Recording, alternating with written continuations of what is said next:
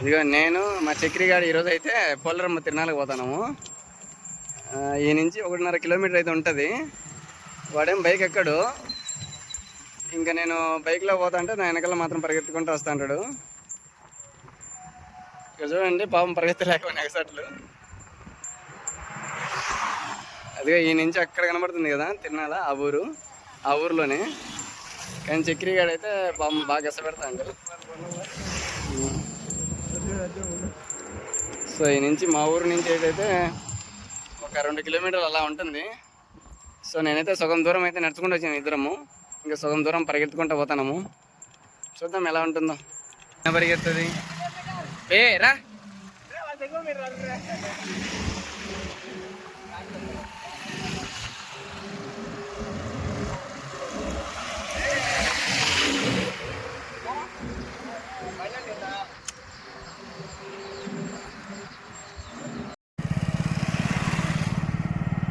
నడుచో.